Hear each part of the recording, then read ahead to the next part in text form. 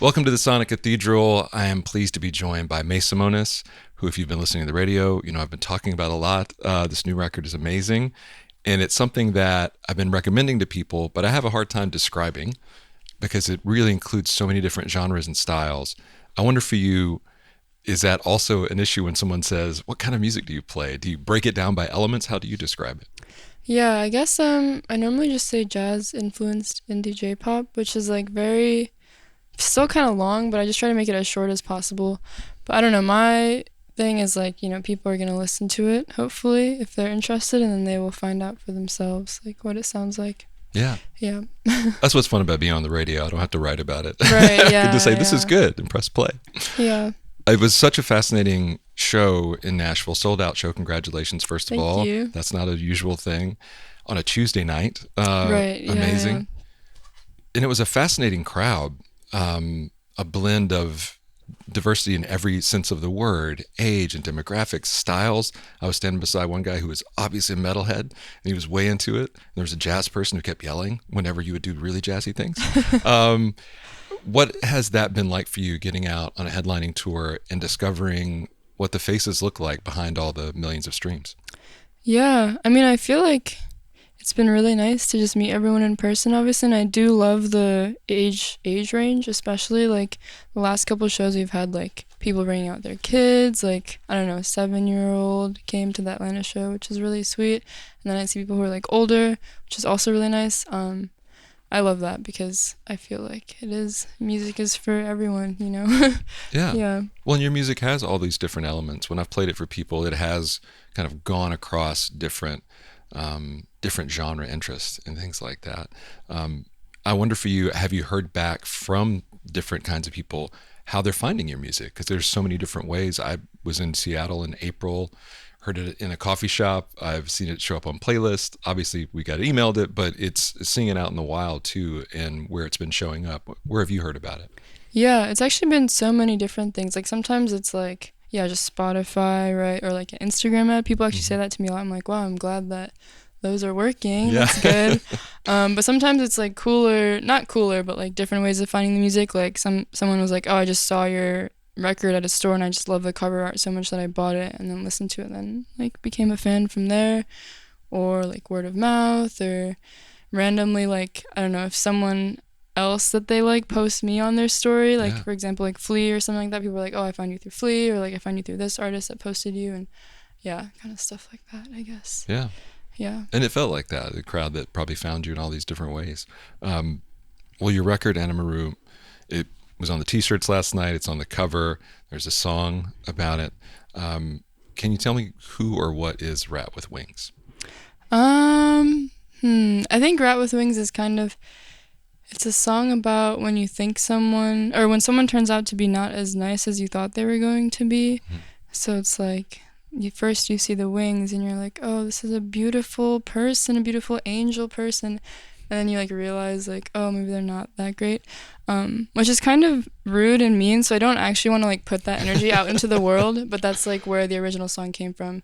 But then there's like the other side to it of like I actually like rats as an animal and I enjoy seeing them on the streets and stuff. So like it's kind of there's like negative and positive, but I like to think it's more on the positive side in terms of like the imagery and stuff.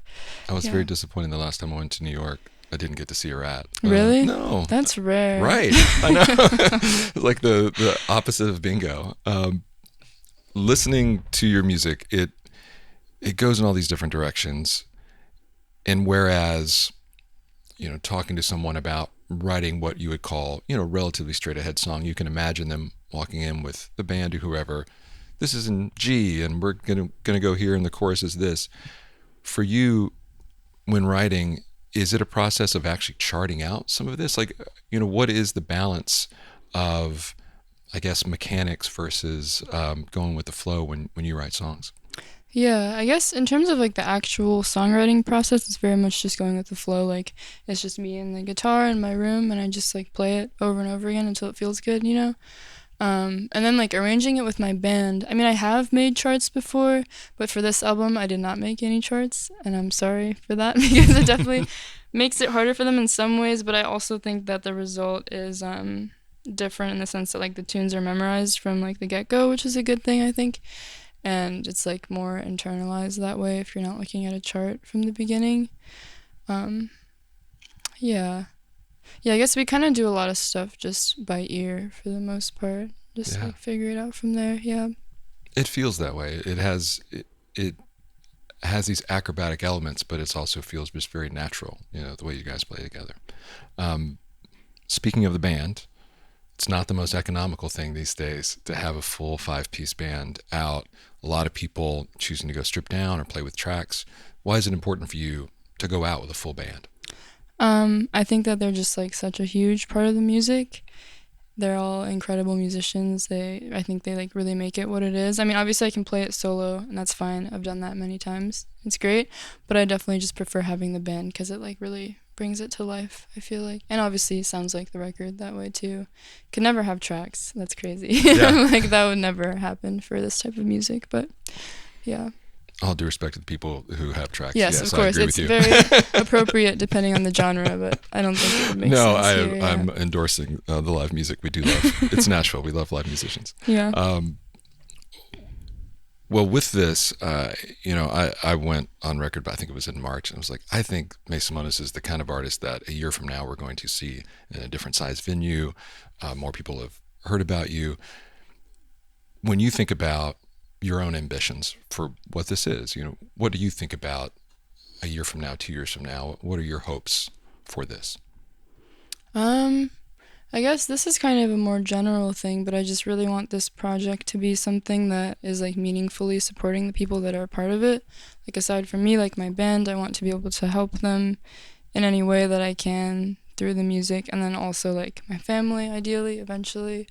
Then I guess in terms of like venues and like goals like that, I don't know, I love to play more festivals, like jazz festivals and stuff, and obviously just bigger venues. Hopefully like every year we go back to a city, we can like kind of upgrade and play a bigger venue, but I also love playing small venues too, so I don't know, it's like a balance, I guess. But well, in this year you've already been able to play 2 very different venues in Nashville with Dark Matter and the Ryman.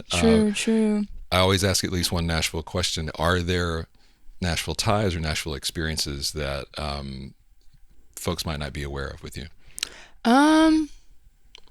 No, I don't think so. Not yet? Yeah, I don't That's up think to so. us. We got to create them. Yeah, true. We have like some friends who live here because like we all went to Berkeley, and I feel like the cities that people move to, it's like New York, LA, maybe Nashville. Yeah. And so we have like some friends who live here. But aside from that, yeah, not really. Okay. But Ryman, though, how was that? It was amazing. Yeah, I heard you got a standing ovation at the end of the set. We did. I was very surprised by that. I was like, you guys were the opener. Like, you don't need to do all that. But it was really nice, though. Yeah, really great show. That's cool. Well, we're glad you came, and really appreciate you taking the time and making this amazing record. Thank you. Thank you. Thank you so much for having us. Yeah. Appreciate it.